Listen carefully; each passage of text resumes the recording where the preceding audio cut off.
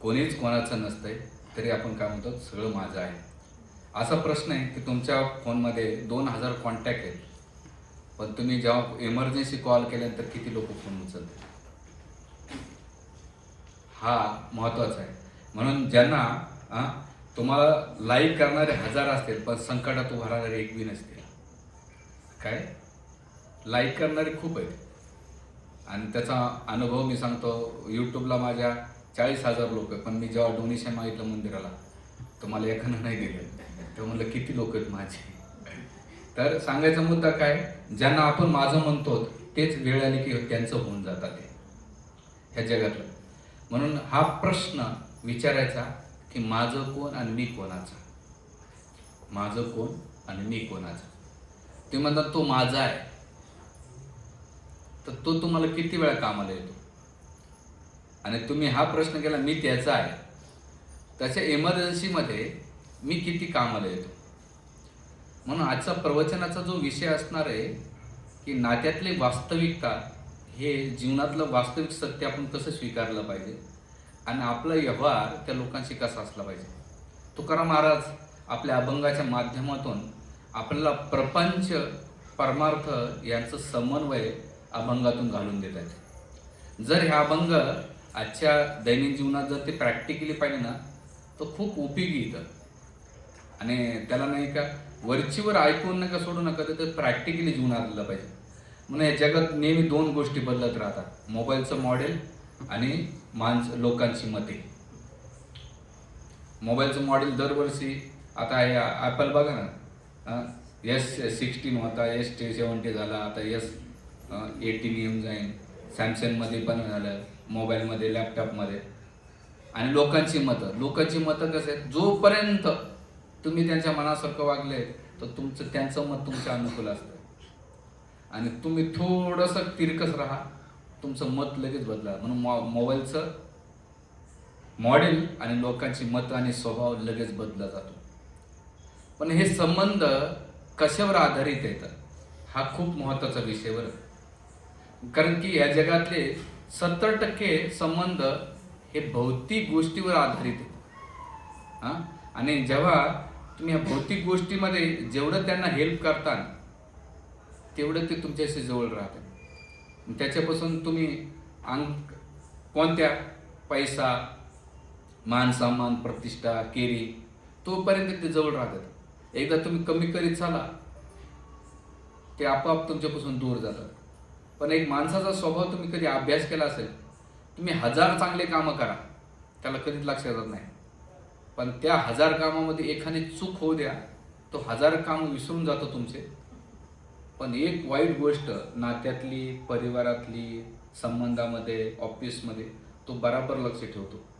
तो हे विचार करत नाही की ह्या व्यक्तीनं माझ्यामध्ये किती योगदान दिलेलं आहे. आणि एखादी गोष्ट, आणि जसं त्या समुद्राच्या लाटावर कसं असतं माहिती का, आपण काही लिहितोच ना, निघून जाते. त्या लिहिलेलं मिटणं सोपं असतो, पण एकदा हृदयात घाव झाला ना, त्याला मिटवणं खूप कठीण असतं. म्हणून गौरगोपालपुरे नेहमी सांगत असतात, तुम्ही बाहेरच्या पेपर नाही का कॉपी करून नाही का पास होऊ शकतात, तिथे तुम्हाला मार्क्स पण भेटतील, पण जीवनाच्या परीक्षेमध्ये तुम्ही कधीच पास होऊ शकत नाही. पण पदम तुम्हाला परीक्षा द्यावं लागणार आहे. नातेसंबंध प्रूव्ह करावं लागते स्वतःला, प्रूव्ह. आणि ते प्रूव्ह करता करता शेवटपर्यंत त्याचा जीव जात असतो. आणि ती प्रूव्ह करण्याचा, आणि एखाद्यानं माइंड सेट केलेला असेल ना, त्याला तुम्ही किती जरी प्रूव्ह करण्याचा प्रयत्न केला, मराठीला प्रूफला काय म्हणतो, नाही, स्वतःला प्रमाणित करणं, सिद्ध करावं लागते. आणि त्याला, आणि याचं उदाहरण काय माहिती सगळ्यात चांगलं, रामायणामध्ये भरताचा काही दोष नव्हता,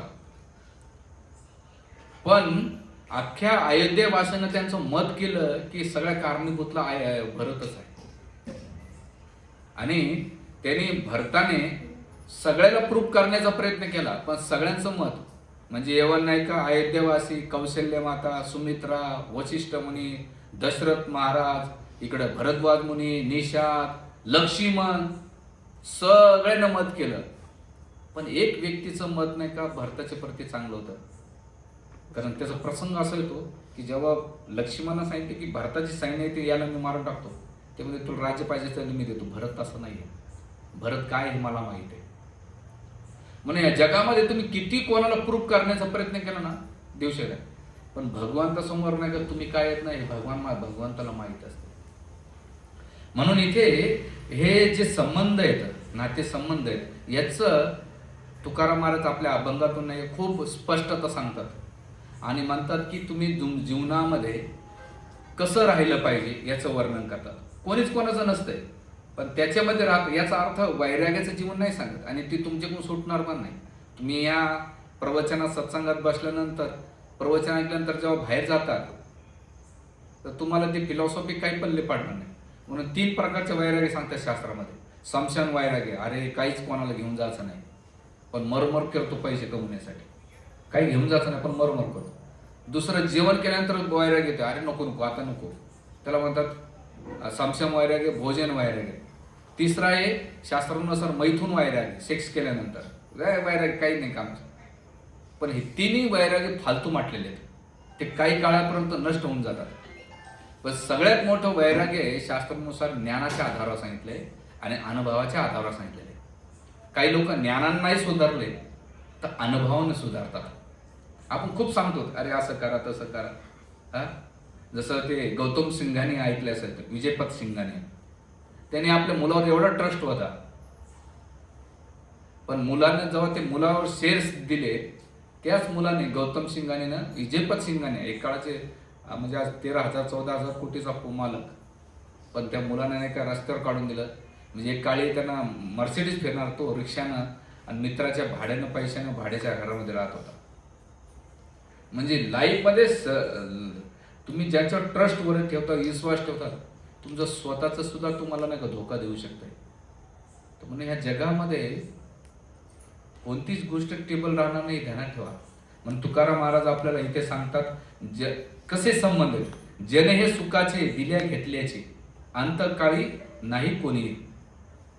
जन कसे येतात, दिल्या घेतल्याचे. आणि त्याचा अनुभव आज मी प्रवचन का तयार केलं, सकाळीच माझा म्हणजे काही 2-3 दिवसापूर्वी माझ्या आत्याच्या नातीचं लग्न झालं आणि त्याच्यात भाऊ गेला, मग परिवारातले गेले होते.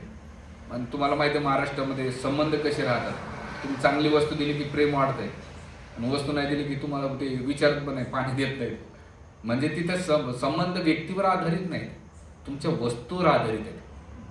मग त्याच्यानंतर मला त्या परिवाराला फोन आला, अरे पोरांनी नाही का अशीच गिफ्ट द्यायला पाहिजे, अशी अपेक्षा होती, तशी अपेक्षा होती आणि यानं असं केलं, त्यानं तसं केलं. आणि मग तो पाढा वाचत बसले.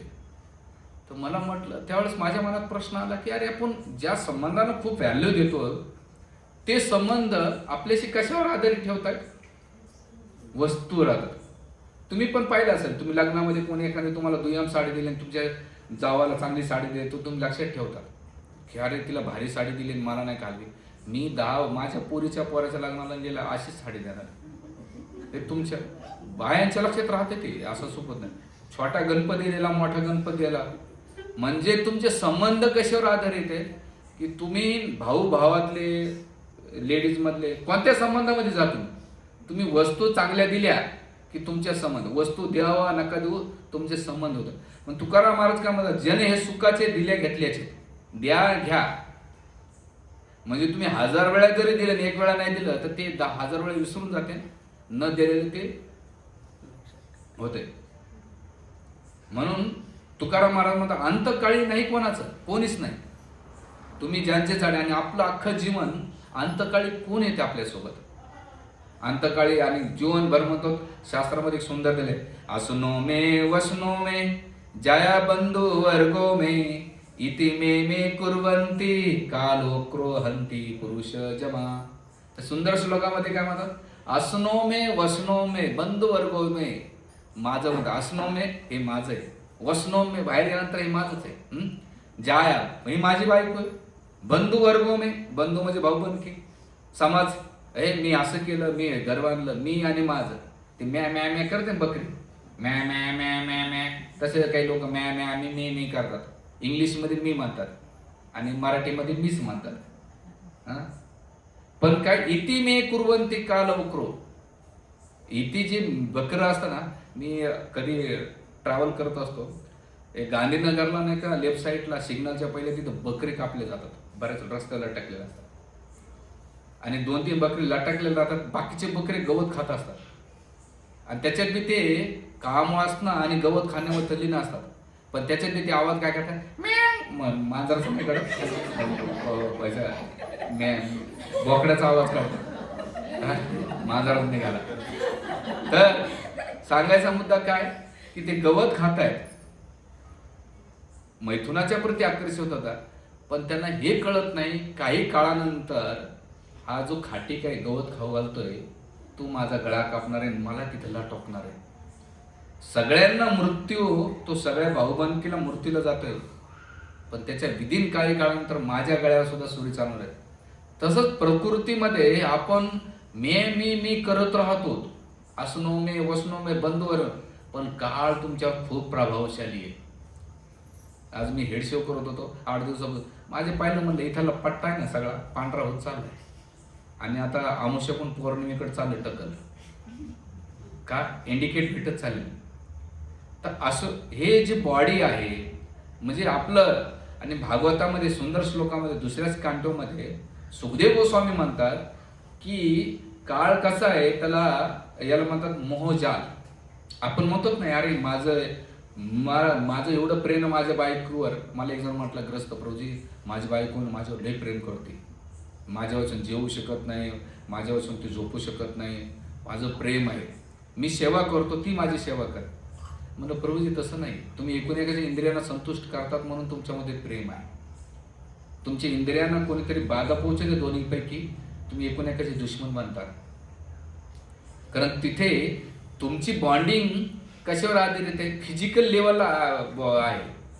त्यामुळं ते संबंध तिथपर्यंत राहतात. त्या इंद्रिय भोगामध्ये तू माझ्या इंद्रियांना संतुष्ट कर, मी तुझ्या इंद्रियांना संतुष्ट कर. इंद्रिय म्हणजे सेक्स लाईफ नाही, कानानं डोळ्यानं खाणं पिणं वाणीनं केअरिंग करणे, असं इंद्रियाचा अर्थ काय, सगळे ऑलमोस्ट इंद्रिय. हे जे काळ आहे म्हणून इथे मनुष्य 7 गोष्टीच्या बाजूला फिरत असतो. मग प्रश्न करायचा, ह्या 7 गोष्टी माझ्यासोबत येणार आहे का, किंवा ह्या 7 गोष्टी सोबत मी जाणार आहे का?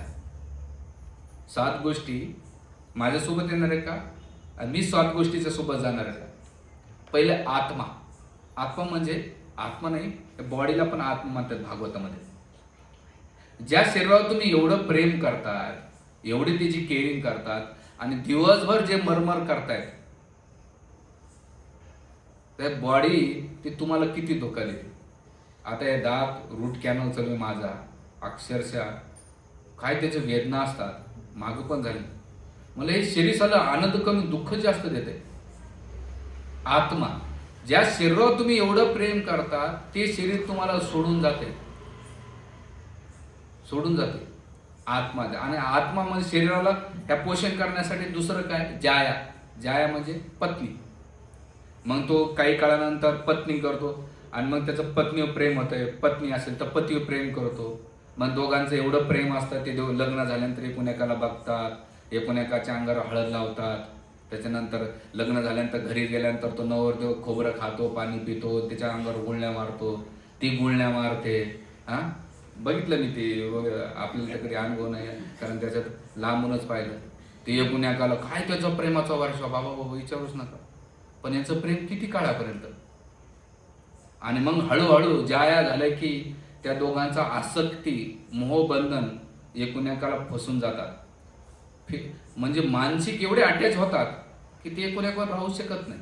एखाद्या ग्रस्ताला म्हणलं चला प्रभूजी आता वानप्रस्थ घ्या, म्हणजे प्रभूजी मुलाचे लग्न बघायचे, बरं लग्न झाले, नातूला सांभाळावं लागते, प्रभूजी तुम्हाला. एक भक्त आहे ते वानप्रस्थ घेऊन नाही का एका ठिकाणी गेले होते. 1-2 वर्ष राहिले तर ते म्हटले आता गावात कार्यक्रम मी जातो आणि पत्नीची पण तब्येत ठीक नाही, पोरांचा सेटल करू. 8 दिवसासाठी आले, आज 6 महिन्यापासून तिकडे जाण्याची तयारी होत नाही त्याची. मी नाही गेलो तर कसं वाचाय यांचं बायकोचं लेकराचं. म्हणलं प्रभूजी आपलाच भरोसा नाहीये, आपण गेल्यानंतर काय होत नाही. म्हणून अंतकाळी कोणीच नाहीये. म्हणून आत्मा जाया, आणि जाया झाल्यानंतर जायापासून कोण होतं, सुता, मुलं. मग त्यांचं बोबडं बोलणं, ते हसतात खेळतात, त्यांचं उड्या मारणं, तो काही बोलला तरी ते अमृततुल्य शब्द कानाला वाटतात. त्याचं शब्द, त्याचं नृत्य म्हणजे डोळ्यासाठी मनोरंजन. मी माझ्या परिवारामध्ये पाहतो, अख्खा परिवार त्या छोट्याशा पोराच्या बाजूला फिरत राहतो. पण एक फायदा झाला, माझ्यावर लक्ष हटलं, त्याच्यावर गेलं, मला बरं झालं. सांगायचं म्हणजे ज्या सुता किती अटॅचमेंट आहे मुलांच्या परत. आणि सुता झाल्यानंतर चौथी गोष्ट आहे गारा. गारा म्हणजे घर. किती लोक घराला सजवतात, काय डेकोरेशन करतात, काय मोठमोठे पेंटिंग्स, सँडलर, सगळं मन आसक्त राहतं. इकडची वस्तू तिकडे हलवणे ना, एखादी वस्तू जर त्या मोलकून पडलं तर तिला पार हे करतात. त्या घरामध्ये अटॅच असते. आणि अख्खा जे घर लोक येतात त्या सत्संगाला, ते घरातच बसलेले असतात झुराळासारखं. आणि ते पाली असतात ना बसलेल्या, त्या पाली का बरं भिंतीला चिटकून राहतात? त्यांना असं वाटतं की मी बाजूला गेली की भिंती पडल,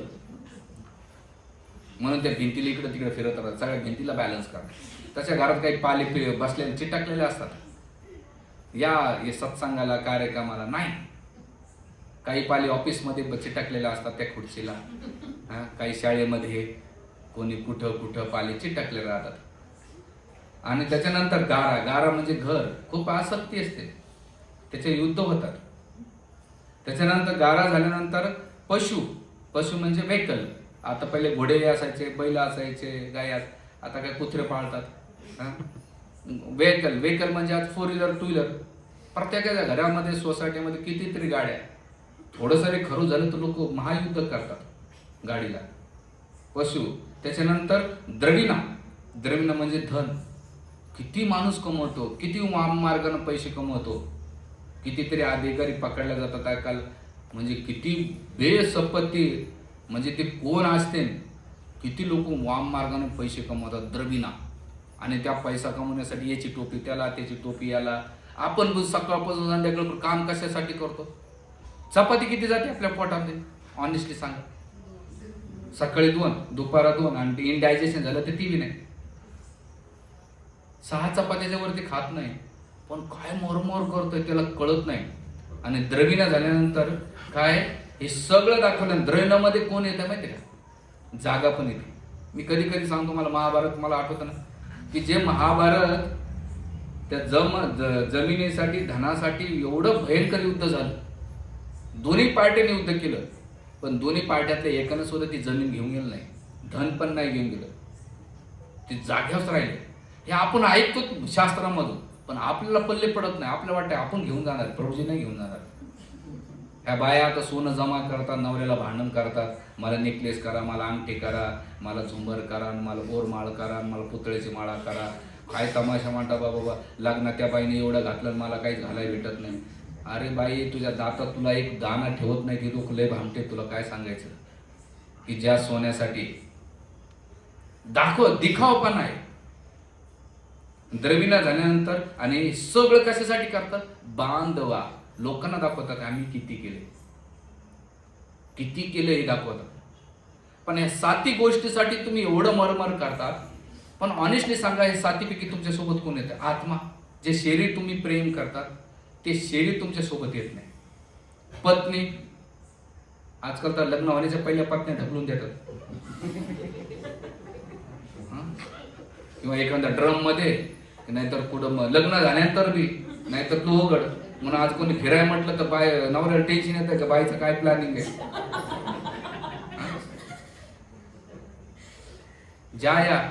जाया कुठपर्यंत आहे? उंबारठ्यापर्यंत. ते थोडं बांगड्या फोडणार, इकडं करणार, 4 बाया चांगवा पाडणार, 4 बायामध्ये थांबाई रडू नको, काय होत नाही, असं तसं सगळं भामटेगिरी. 1 दिवसाचं, 2 दिवसानंतर 3 दिवस, 3ऱ्या दिवसानंतर म्हणते जाऊ द्या, ते गेले, मी काय करू, मी कशाला जीवाला जाऊन घेऊ, खाती मारण्याचं चलते. जाया झाल्यानंतर सुता. सुता काय, ज्यासाठी तुम्ही वारंवार केली तोच मग तो लवकर पेटवा, काढी लावून देतो, पेटवतो, तेवढ्यापुरतं तेवढं. ही सगळ्यांची रीती आहे. मी जरी कपडे घातले तर काय ह्याच्यातून सुटत असं नाही. सुता झाल्यानंतर गारा. घर किती आपण घेऊन जाणार, जागेवर राहणार, कोण येणार तुमच्यासोबत. आणि त्याच्यानंतर पशुना. द्रविणा. धन. बँकेत असेल तर बँकेत राहील. पहिल्या काळात लोक जमीन पुडायचे, मेल्यानंतर ते कोणाला दुसऱ्यालाच घाडा सापडायचा. आता बँकेत राहते, सोनं लॉकरमध्ये इकडं तिकडं राहते, तिजोरीमध्ये असेल, तर हे सगळं होतं. द्रविण झाल्यानंतर काय होते, पशु व्हेकल पार्किंगमध्ये राहून जातात आणि बांधव कुठपर्यंत, समशम भूमीपर्यंत येत आहे. बांधव पुढं त्याच्या पुढे नाही जात, एकटाच. आणि जसं पेटवलं ना, मटकं फोडलं की तो जो पाणी देणारा असतो तो निघतो, त्याच्या मागे सगळे निघतात, तो एकटा जळत राहतो. म्हणून ही वास्तविक स्थिती आहे की आपलं जीवन ही पूर्वतयारी, मृत्यू त्याची अंतिम परीक्षा आहे. जीवन ही पूर्वतयारी आहे आणि मृत्यू त्याची अंतिम परीक्षा आहे. त्या मृत्यूच्या पहिले आपलं प्रिपरेशन काय असलं पाहिजे. आणि नात्यामध्ये वास्तविक ज्यांच्यासाठी तुम्ही वेळ घालवताय, याच्यामध्ये ते काय म्हणतात, सर्वमेत मनुष्यास मोहजाल प्रकृतीदम. सुखदेव गोस्वामी सांगतात की मोहजाळ आहे. मोहजाळ म्हणजे काय, मोह या शब्दाचा अर्थ काय, की जे तुम्हाला मोहित करणाऱ्या वस्तू त्याला मोहजाळ म्हणतात. लोक म्हणतात मोहमाया. मोहमाया म्हणजे काय, ज्याच्यामध्ये मन अटकतं आपलं आणि भगवंतापासून दूर घेऊन जाते त्याला मोहमाया म्हणतात, जे मोहित करतात. आता आपलं मन कुठं अटकले, पैशामध्ये मन अटकले. मला एक जण म्हटला, घरामध्ये नाही का मेलेल्या व्यक्तीचा फोटो लावणे, तर मला खिशातली 500ची नोटी काढ आणि मला देऊन टाक. म्हणजे अहो कसं काय, मला मेलेल्या माणसाचा फोटो ठेवला तो, महात्मा गांधी. महात्मा गांधी मला देऊन टाक. तर सांगायचा मुद्दा इथं आहे की सर्वमेत मनुष्य असा मोहजाल प्रकृतम. मोहजाळ ज्याला माझं नाही आहे त्याला मी माझं म्हणतोय, आणि जे माझं आहे त्याच्यासाठी आपण कधी प्रयत्न नाही करत. सुखदेव गोस्वामी आपल्याला इथं जीवनाची वास्तविक स्थिती सांगतात. भागवत ग्रंथ एवढा पॉवरफुल आहे ना की आपण ते वाचला पाहिजे, समजून घेतला पाहिजे. म्हणून इथे जन हे सुख दिले घेतल्याचे आहेत. जोपर्यंत तुमचे दुःख राहू द्या. बघा ना, लोक अंत्यविधीला जेव्हा तिरडी नेतात तर मागे राहतात, आणि जेव्हा लग्न असेल तर पुढे नाचतात. बघितलं असेल तुम्ही. सक्सेस झाल्यानंतर ओळखी नसले तरी लोक तू गुच्छे घेऊन येतात, आणि फेलियर झाल्यानंतर त्याला विचारायला बी नसतात कोणी. म्हणजे लोक तुमच्या फेलियरमध्ये तुमच्या सोबत नसतात. सक्सेस झाल्यानंतर तुमच्याकडे पद, पैसा, मान सन्मान येऊ द्या, सगळं गाव जमा होऊन जाईल, पण तेच तुमच्या जीवनात निघून जाऊ द्या, तुम्हाला कोणीच विचारत नाही.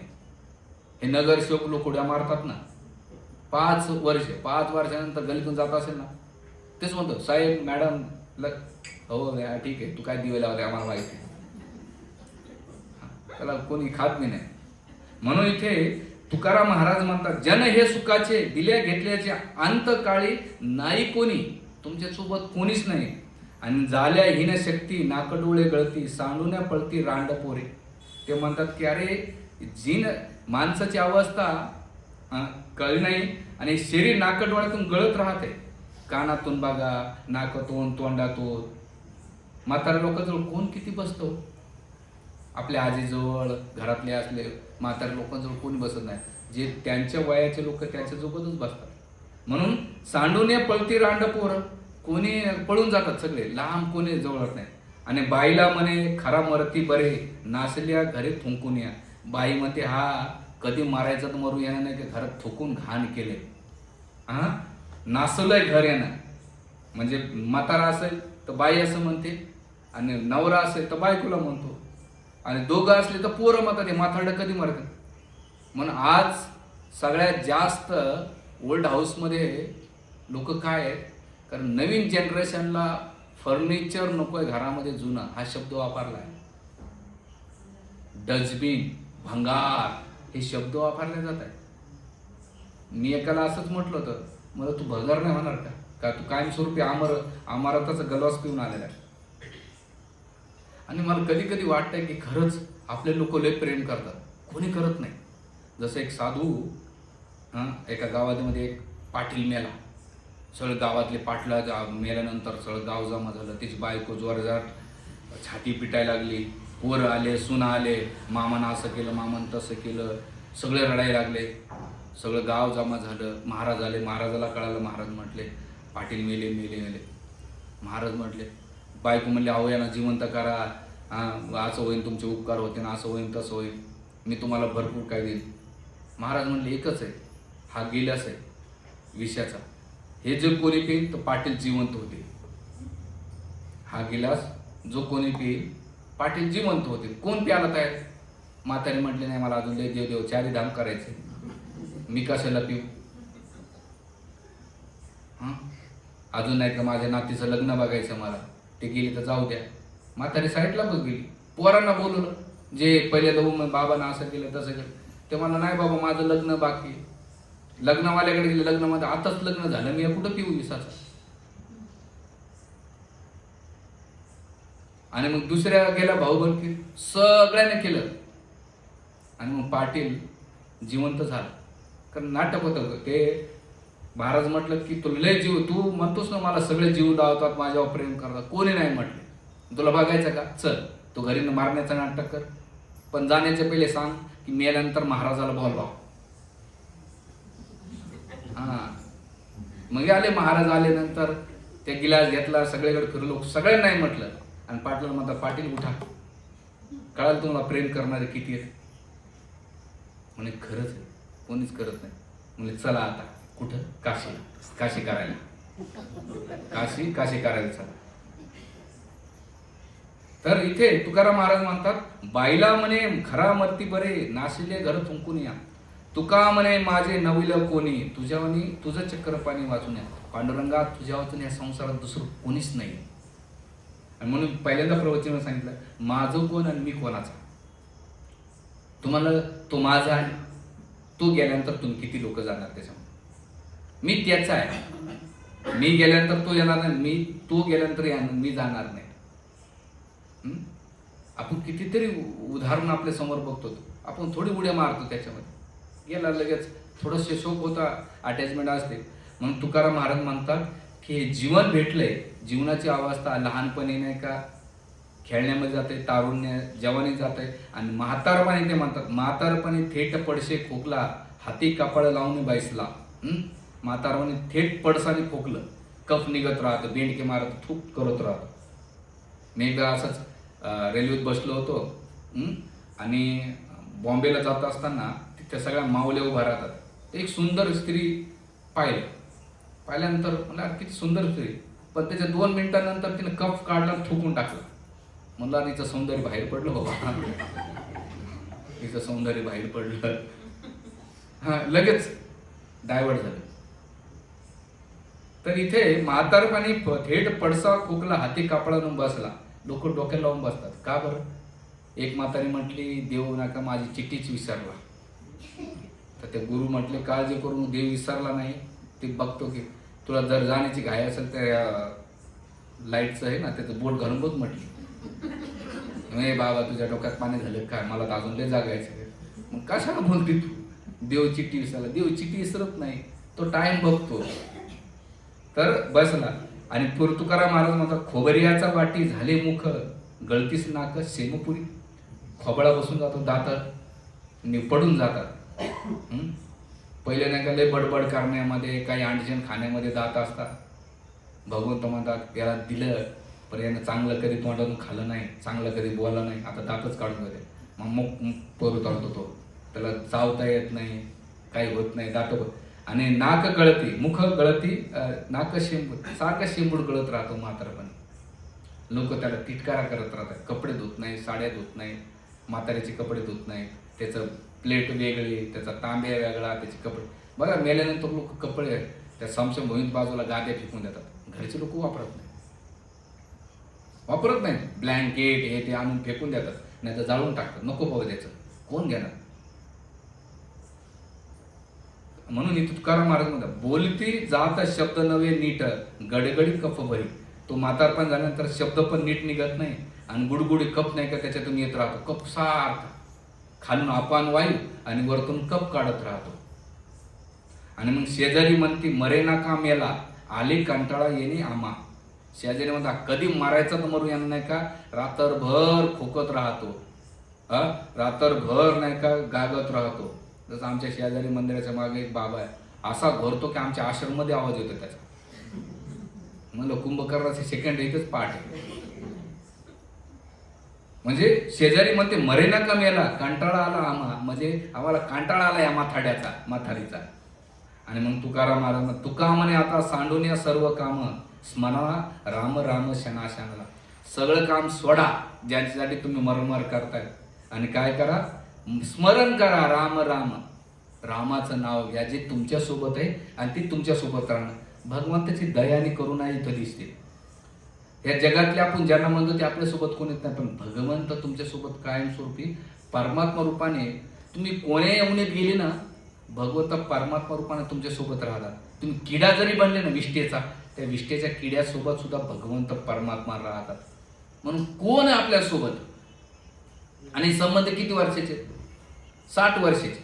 60 जन्माच्या पहिले तुमचे संबंध नव्हते, मृत्यूनंतर तुमचे संबंध राहणार नाही. जसं एखाद्या झाडाखाली पाला असतो, एकत्र राहतात, वाढतात, पिवळा झाला की गळून पडतात, हवेच्या झोक्यानं वाहून विखरून जातात.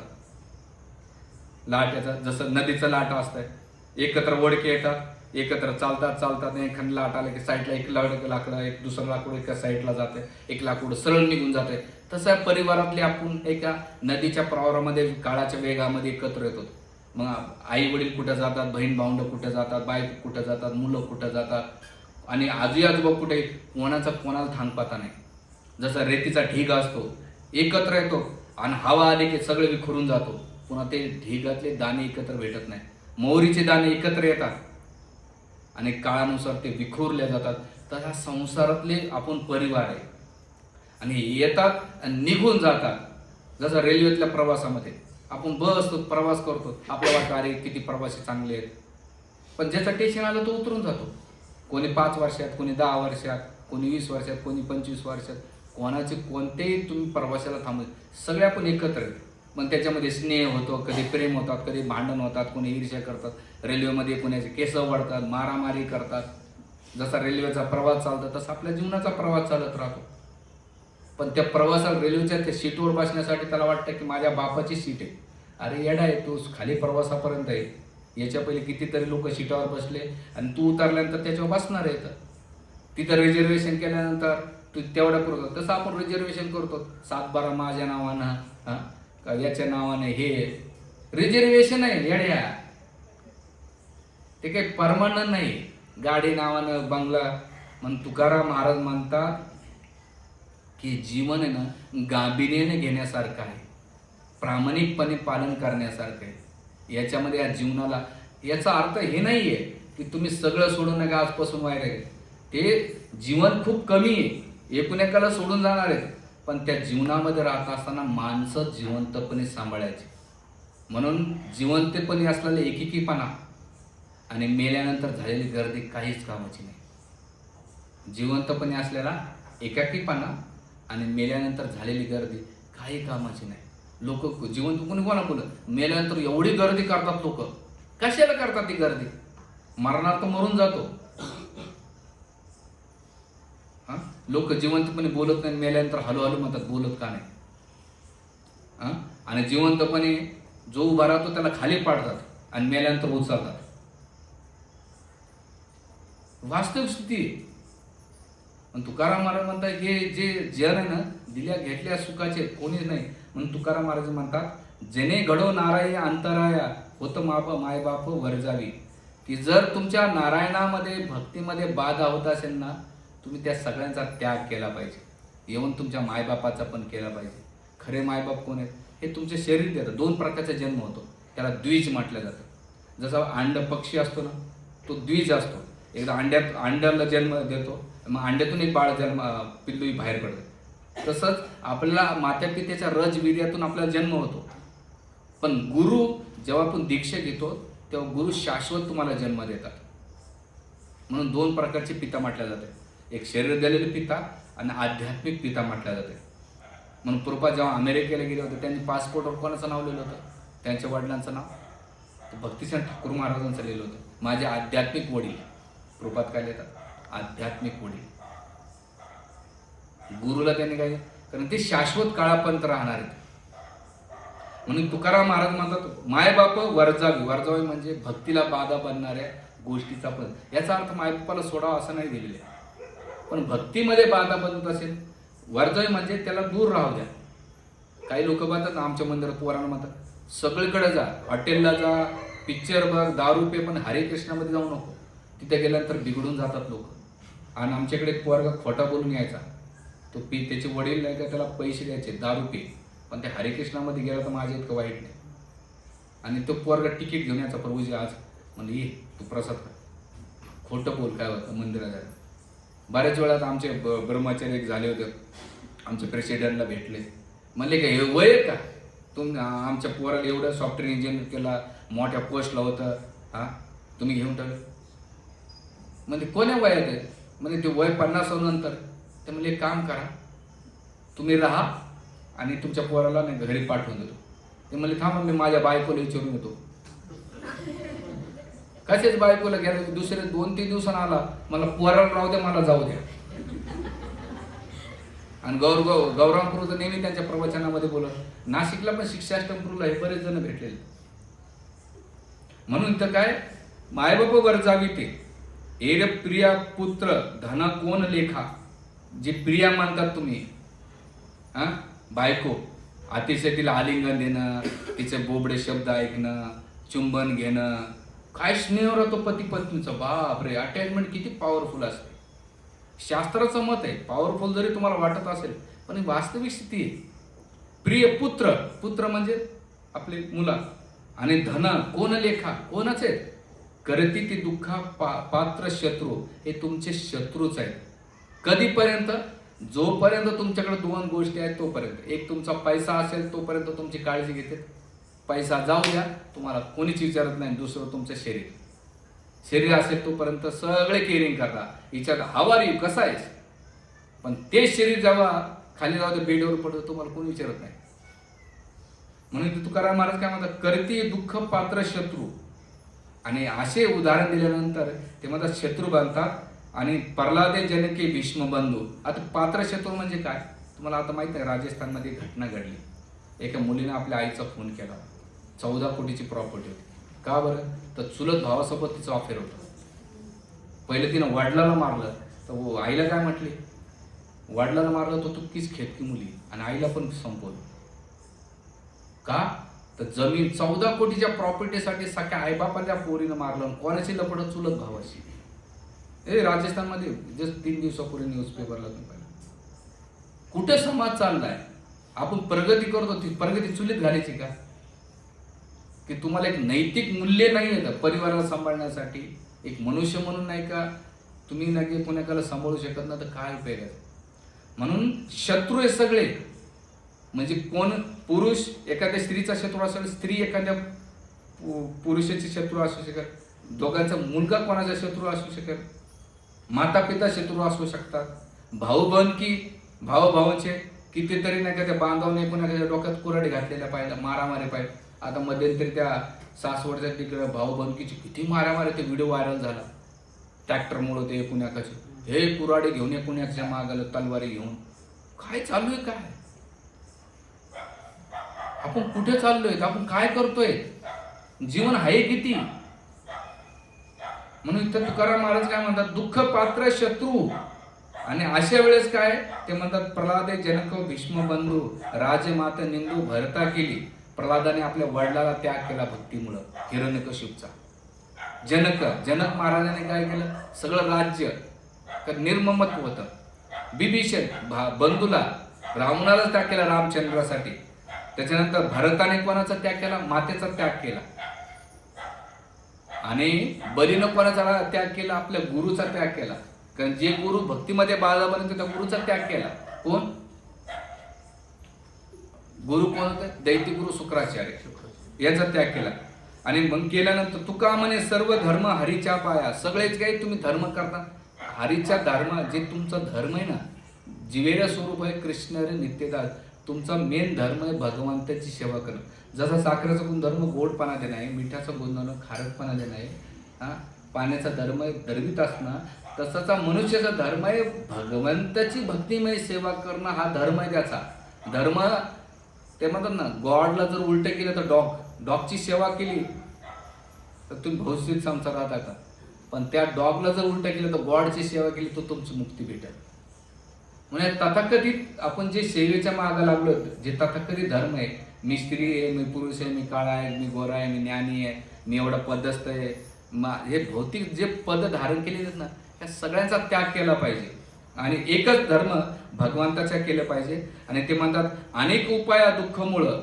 याच्यामध्ये हे सगळे बाकी दुःखमुळाचे कारण आहेत, पण ते दुःखमुळातून नाही का तुम्हाला नष्ट व्हायचं असेल तर तुम्हाला ही आसक्ती आणि त्याग, आसक्तीमधून त्यागामधून आनंद आहे. एक जण जसं बापानं सांगितलं की आनंदामध्ये त्यागामध्ये आनंद कसा आहे, तर मुलगी म्हणते जुलाबासारखा आहे. म्हणजे काही तुला उदाहरण डोक्यात सुचलं का? कोणी म्हणते आनंद म्हणजे गुलाबजाम, काही वेगळे वेगळे उदाहरण दिले. त्यामुळे असं झापलं बापानं पोरीला. केल्यानंतर काय झालं तर एक दिवस त्याच्या 2-3 दिवसानंतर मुलगी आपल्या बापाला घेऊन नाही का जाजेमध्ये बसली आणि आदल्या दिवशी मुलीनं पप्पाला खाऊ घातले होते मिरची भजी. आणि जहाजामध्ये बसल्यानंतर नेमकं जहाज नदीच्या आतमध्ये आलेलं. पप्पाला जोरजोरात जुलाब लागली, भयंकर लागली. ते म्हणतात लगेच घेऊन चल. म्हणजे थांबा बाबा, थांबा, मला थांबा. नाही म्हणे चल आता कसं करू, मी फटके नेईन तुला, मला घेऊन चल. नदीच्या पात्राला गेला, झाडापा जाऊन नाही का पोट साफ केलं आणि म्हणे बाबा आनंद कसा आहे? म्हणे त्यागामागे आनंद मोठा आहे, त्यागामागे आनंद मोठा आहे. कधी? जेव्हा जो पोट साफ झालं त्याचं तेव्हा. तसा संसारामधला जो आनंद आहे ना, जोपर्यंत त्याग नाही करत तोपर्यंत तुम्हाला आनंद भेटू शकत नाही.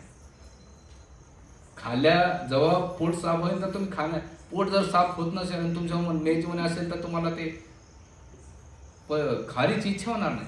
म्हणून संसाराचा जोपर्यंत त्याग नाही करणार तोपर्यंत अध्यात्माचा आनंद नाही भेटणार तुम्हाला. आपल्याला आनंद का भेटत नाही?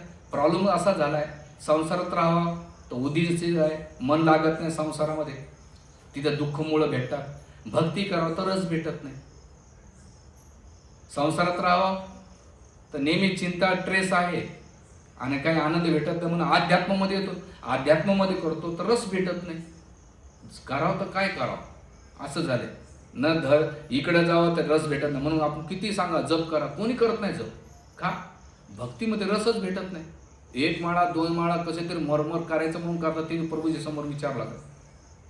आणि भौतिक संसारात करून करून कंटाळा. एक दिवस नवरा बायकोची भांडणं होऊ द्या, सासू सोनाची भांडणं होऊ द्या, येते प्रभूजी असं झालं तसं. भाऊ संसारात तू किती ट्राय कर, लाथच बसणार आहे. संसार आहे ना हा उठल्या बसल्या लाथा आहे, तोंड दाबून मुक्याचा मार आहे. तुम्हाला माहिती आहे एकदा एका गावात सरपंचाने सर्कस ठेवली आणि त्या सर्कसला सगळ्याला बोलवलं आणि 1 रुपयामध्ये सर्कस म्हटलं. गावचा सरपंच होता तो म्हणला पहिला मान माझा, कारण मी सरपंच आहे. आता गाववाले म्हटले बाबा तुझ्या पुढे काय चालायचं, नांगाटापुढे कोण डोकं लावणार, जाय बाबा तू. गेल्यानंतर आतमध्ये प्रवेश केला. 1 रुपयामध्ये सर्कस पाहिला, मी पहिला गेला आतमध्ये. सगळीकडे अंधार होता, लाईट बंद झाली, एकच लाईट चालू. गेल्यानंतर त्या खुर्चीवर बसलो. 1 रुपया सर्कस पाहिजे. हो, एक मुष्टांध येतो मोठाचे मोठा, असा मारतो, असा ठोकतो, असा ठोकतो, असा ठोकतो. म्हणजे 1 रुपया ते आपण सर्कस दाखवली. कपडे फाडून बाहेर येतो. बाकीचे विचार कशी सरपंच सर्कस म्हणजे 1 रुपयामध्ये लय भारी, तुम्ही पण जा, तुम्ही पण जा. दुसरा जातो त्याला विचार कशी जा, लय भारी, तू पण जा. सगळे 1 रुपयाच्या सर्कसमध्ये. ऑफिसमध्ये गेल्यानंतर तुम्हाला ठोकले जाते. घरामध्ये आल्यानंतर बायको नवरा सासू सासरे कोण न कोणी ठोकत राहते. भाऊबंदकी जावा, ते खोड्या करणारे, चुगल्या करणारे, निंदा करणारे भेटतात. पाहुण्यात जावा, लग्नात जावा, दाव्याला जावा, एक धड बोलत नाही. 1 रुपया सर्कस पण तरी नाही म्हणत कार्यक्रमाला गेलं पाहिजे. 1 रुपयाची सर्कस बघायची आपल्याला. मान आपला आणि मान सन्मान नाही दिला तर डेंजर होतं. म्हणून तुकाराम महाराज म्हणतात हे दुःखमुळे आहे. म्हणून तुकाराम महाराज तर पुढे म्हणतात उठा रे जागे व्हा रे आता, उठा जागे व्हा आता. झोपेतून तुम्ही झोपल्याचं सोंग घेऊ नका. म्हणून एक मराठीमध्ये म्हणे नाही की झोपलेलं जागणं करणं सोपं असतंय, पण जे झोपण्याचं सोंग करतं त्याला उठवणं कठीण जातं. तसंच आपण भौतिक संसारात एवढे झोपलेले आहेत ना, आमच्याकडे किती उठवण्याचा प्रयत्न करतात.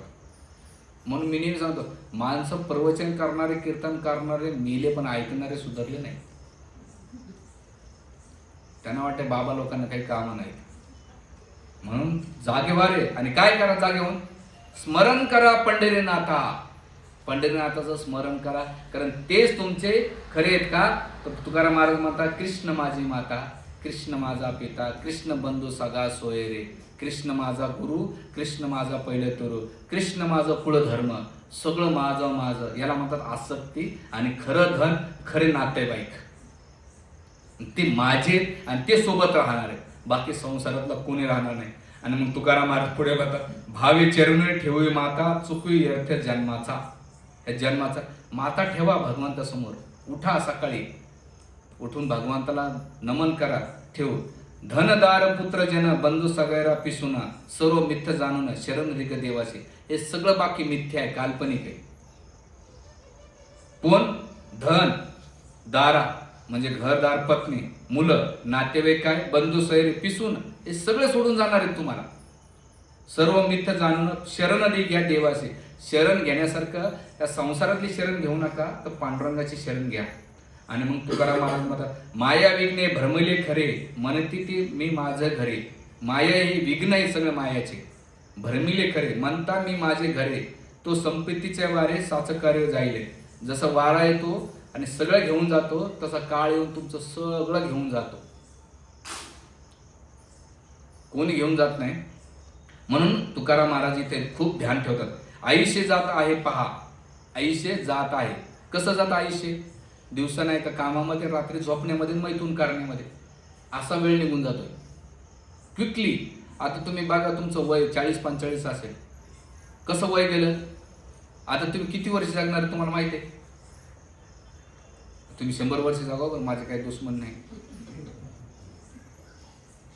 किती पण त्याच्यामध्ये आपण सिरीज किती आहेत आपल्या लाईफमध्ये.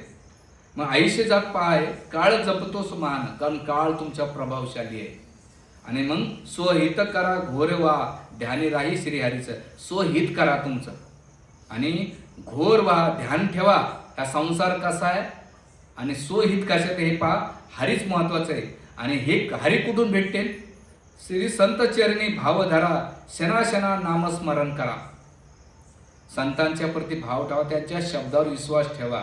तुकाराम महाराज, ज्ञानेश्वर महाराज, शिल प्रभुपाद, रामानुजाचार्य, मध्वाचार्य, विष्णू स्वामी आणि याने संतांनी आपल्याला घसा कोरडा करून ग्रंथ करून सांगितले, बाबांनो याच्यातले पालन करा, सिरियसली करा. चरणी भाव धरा, शना नामस्मरण करा. नामस्मरण करा, हाती काम मुख्य नाम. असं काय नाही, माळातून केलं तर खूपच चांगलं, पण तुम्ही काम करता ऑफिसमध्ये करता तुमचं तोंड थोडे जाणार. लोक बडबड करत राहतात ना. त्यापेक्षा तुम्ही हरे कृष्ण महामंत्र म्हणू शकतात, भगवंताचं नाव घेऊ शकतात. तुमच्या तोंडाला ती हॅबिट झाली पाहिजे. लोक किती गॉसिप करतात. आजकाल लोकांचे 3 डिस्कशनचे विषय, एक पॉलिटिक्स, क्रिकेट आणि सिने आपलं पिक्चर. याच्यावरती काही डिस्कशन नसतं. जास्तीत जास्त स्त्री पुरुषाच्या चर्चेबद्दल. ऑफिसमध्ये काय चालू, याचं लपडे याच्यासोबत, त्याचं लपडे त्यासोबत, हा काय करतो ते करतो. अरे लाईफ याच्यासाठी भेटली का? गावचं धुण्याचं हां. किती लोक भक्ती करायला तुम्हाला. मी कितीतरी लोक पाहिले. मी आता मोठ्या कंपनीत गेलो होतो. तो माणूस खूप सिन्सिअरिटीने हातात काउंटर ठेवलं, मोठ्या कंपनीचा माणूस. मी त्यांना विचारलं, तुम्ही काय करत? म्हणजे आय एम चॅन्टिंग. ते मंत्र नाही सांगितलं त्याने, पण ते एकदम मोठ्या धार्मिक संस्थेशी कनेक्ट होते. पण एवढं करताना पदे ते मोजकच बोलायचे आणि कंटिन्यू जप करायचे. त्यांच्या हातामध्ये बोर्ड घातलेलं होतं. म्हणलं एवढं. आणि त्यांच्या कॉर्पोरेट ऑफिसमध्ये गेल्यानंतर त्यांची ती कॉन्फरन्स रूम होती, मोठीच मोठी होती. सगळे मोठमोठे लोक बसलेले. तिथं याचा करोडोचं इन्व्हेस्टमेंट, इथे इन्व्हेस्टमेंट आणायचे, ते आणायचं, हे आपल्याला करायचं, तसं करायचं. त्या डिस्कशनमध्ये मी बसलेलो होतो. पण त्याच्यामध्ये ते ऐकत असताना सुद्धा साईड बाय साईड त्याचा जप चालू होता. काय म्हणलं हे माणसानं, किती क्लिअरिटी. म्हणून स्वहित घोरा ध्यान राहील, संतचरणी भाव धरा, शना नामस्मरण करा. मुक्ती साईची ती वरा, हेची करी मायबापांनो. अरे साईची मुक्ती तुम्हाला भेटन, हीच करा बापांनो. तुमच्या पाया पडतो तुकाराम महाराज म्हणतात. आणि विष्णुदास विनवणे नामा, भूलू नका भाव कामा. विष्णुदास नामदेव महाराज म्हणतात, तुम्हाला भूलू नका. ह्या भावाला या विसरून नका. तुम्ही देवाला विसरले तर देव तुम्हाला विसरेल. आणि भूलभुलैया, तुम्ही देवाला विसरले त्या संसाराच्या भूलभयाच्या चक्करमध्ये फसतात. ते पाहिलं का ते भूलभुलैया. असतं ना सर्कसमध्ये. तुम्ही कैकाडी महाराजांच्या मठामध्ये गेली कधी पंढरपूरला? तिथं भूलभुलैया असते, एकदा शिरले ना सहजासहजी बाहेर येत नाही. तसा हा संसार भूलभुलैया, एकदा मोहमायामध्ये फसला बाहेर येणं कठीण आहे. भुलवतात, भाले काय, भोले भाले भुलणे वाले, भोले भाले भुलणे. हे संसार आहे ना, तुम्हाला भोले समजून नका भोळ. लोक मध्ये कुठं नादी लागतं यांच्या, मस्त पार्टी करायची. 4 जिंदगी आईश कर प्यारे, खा पे मजा मार. एक जण म्हटलं खाल्लं की नाही तर उद्या गाडं होऊन जाते, आणि उद्या देवाने विचारलं तू काय केलं तर काहीच नाही केलं तर लोक देव तुला पुन्हा वापस पाठवेल. हे लोकांची फिलॉसॉफी. म्हणून तुकाराम महाराज म्हणतात भूलू नका भाव काम, धरी अंतरी निज प्रेम. हृदयामध्ये प्रेम कोणाचं, नका चुक नेम हरिभक्तीचा. हरिभक्तीचा नियम चुकू नका. आपलं काय होतं माहिती आहे का, आपण मटेरियल लाईफ कधीच कॉम्प्रोमाइज करत नाही, पण स्पिरिच्युअल लाईफ एवढी कॉम्प्रोमाइज करतो. आजचा सकाळचा माळा संध्याकाळी, संध्याकाळच्या माळा उद्या, ग्रंथ आज नाही वाचला तर उद्या वाचतो. भक्तीचं खूप कॉम्प्रोमाइज करतो, पण भौतिक गोष्ट कॉम्प्रोमाइज अजिबात करत नाही. तुमच्या ऑफिसमधल्या तुमचं खाणं पिणं झोपणं त्याच्यात तुम्ही कॉम्प्रोमाइज करता का? अजिबात नाही करत. जी गोष्ट कॉम्प्रोमाइज करायची ती करत नाहीत, आणि जी कॉम्प्रोमाइज न करण्यासारखी त्याच्यात तुम्ही करताय का? आणि हे मला नाही का बॉडी लॉंगेज पाहून एवढे दिवस मी इस्कॉनमध्ये राहिलो, जे सिन्सिअर भक्ती करणार आहे ना लगेच कळून येतात. डुप्लिसिटी आहे ना, ते तोंडा वेगळं बोलते पण आंतरिक आहे, दिसून येतात. की जो सिन्सिअर चॅन्टिंग केलं ना, आपोआप त्याच्या भक्तीची प्रगती लगेच दिसून येते. इनबिल्ड जो सिन्सिअर साधना करणारा व्यक्ती, तो काही जरी झालं ना. मी आता लिटरली एक माणसाला भेटलो होतो, त्या माणसाचं 18 घंटे काम करतो, 18 घंटे, पण त्या पीक पिरियडमध्ये सुद्धा तो 16 माळा करतो. आजच आमच्या एक मालेगावच्या भक्ताचं आता लग्न झालं, त्याची बायको आहे बंगाली. हां, लग्न, त्याची बायको एवढी सिन्सिअर आहे आणि हा त्याच्या पुढे काहीच नाही. पण ती एवढ्या हेक्टिक शेड्यूलमध्ये ती MBAच्या पेपरच्या दिवशी सकाळी 16 माळा करून गेली. MBAचा पेपर बरं, आणि ती सकाळी चॅन्टिंग करून गेली. म्हणजे प्रभु वो तो डिग्री की मिल जाएगा, लेकिन मेरा एग्जाम पास होना चाहिए, जो फाइनल रहेगा ना मेरा, उसके लिए मेरा पूरा प्रिपरेशन रहेगा. ये इधर की डिग्री के लिए वो एग्ज़ाम है, और मेरा लाइफ एग्जाम के लिए मैं ये 16 शिक्षण ग्रहण कर रहा है. आपण PhD करण्यासाठी अभ्यास करतो, ती PhD तुम्हाला भेटेल, पण मूर्तीची जी एक्झाम आहे त्याला तुम्ही पास कसे कराल, त्यासाठी तुमचं काय प्रिपरेशन आहे, तुमचे श्रवण कीर्तन काय, तुमचे ग्रंथ वाचन काय आहे का, भक्ताचा संघ किती, तुमची सेवा किती आहे, तुमचं समर्पण किती गुरुच्या प्रती, हे तुमची परीक्षेला पास करणारा ग्रेस असणार आहे. म्हणून प्रभुपादाचं नाव हे डिवाइन ग्रेस. ते तुम्हाला ग्रेस करतात की चला 16 माळा करा, 4 नियमाचं पालन करा, वैकुंठाचा दार मी उघडून ठेवतो तुमच्यासाठी, मागच्या द्वारा माझी धोती पकडा, का मागच्या रस्त्याने या. ग्रेस पूर्वक आपल्याला जसं शाळेमध्ये 10वीला मार्क देतात ना, 10 मार्क पासिंग असतात इंग्लिशला, पास होऊन जाय बाबा. आमच्या गोसाई माताचे 10 मार्क असे देऊन टाकतात, चल पास हो, तुम्ही काय आधारे केला. तसं गुरु वैष्णव काय करतात, ग्रेस करतात. तुझी भक्तीमध्ये काय कमी असेल ते सोडून दे, चल तू भक्ती कर, मी तुला नाही का वैकुंठात घेऊन जाईल. पण तेवढ्या तुम्हाला 25 मार्कासाठी तर मरमर करावं लागेल. पण त्या 25 मार्कसाठी तुम्ही किती प्रयत्न, तुमचा स्ट्रगल किती, हॅपियर व्हावं लागेल. तर मटेरियल लाईफमध्ये किती स्ट्रगल करताय तुम्ही, भयंकर. पण भक्तीमध्ये स्ट्रगल का करत नाही तुम्ही, कम्फर्ट झोनमध्ये एवढं का राहताय. मग तुकाराम महाराज म्हणतात, जनभर पळती म्हणतील हाय हाय, मी जाती राहील काय काय. काय जनभर पळती म्हणतील हाय हाय, छाती पिटतील गेल्यानंतर, आणि मी जाती राहतील काय काय. तुम्ही गेल्यानंतर बॉलिवूड बंद पडणार आहे, पिक्चर निघायचं बंद पडणार आहे, ॲक्टर्स खाचं पेचं सोडून देतात, राजकारणात काही बंद पडणार आहे, नाशिक नगरपालिका काही बंद पाडणार आहे का, गल्लीतले तुमच्या इथं गुलाबनगरीचे लोक मध्ये 1 दिवसाचा उपवास करू, काय बंद पडणार आहे सांगा बरं. मी गेल्यानंतर काय राहिला, सगळे हाय हाय म्हणते, जाय जाय, हाय हाय जाय जाय, बरा गेला बरं झालं, एक बोजा कमी झाला. लोक म्हणतात चंदनापरी दे झिजला, कुठं झिजवला, कोणाला झिजवला भाऊ तू. म्हणून निधन हा शब्द मी एकदा पाहिलं की तुम्ही जीवनभर धन कमवतात, पण मेल्यानंतर तुम्ही निधनम होऊन जातात. निधनम. आणि कोणतं धन सोबत येते, कृष्ण धन. पांडुरंग धन, राम नाम धन येणार. जे धन येणार आहे त्याचे मरमर करतात आणि जे धन येणार आहे त्यासाठी काहीच करत नाही. मग तुकारामाला सूर्य तळपतील चंद्र झळकतील तारा आपला कर्म आचरतील. सूर्य तळपत राहणार आहे, चंद्र झळकत राहणार आहे, तारा आपला क्रम बदलत राहतील. असेच वारे पुढे वाहतील, काय होईल होईल काही अंतरराया.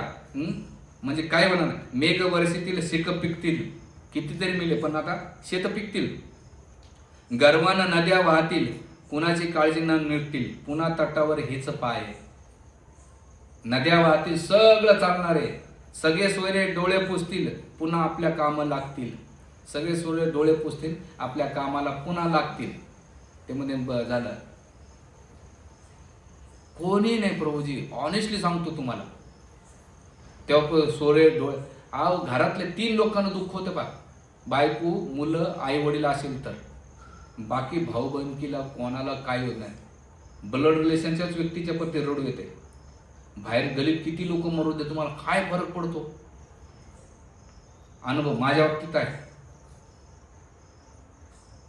हे. म्हणून उठतील बसतील हसून खिदळतील, मी जाता त्यांचं काय जाय. काय होतंय, उठतील बसतील गप्पा मारतील, हसतील खिदळतील, मी जाता त्यांचं काय जाय. मी गेल्यानंतर त्यांचं काय जाणार आहे.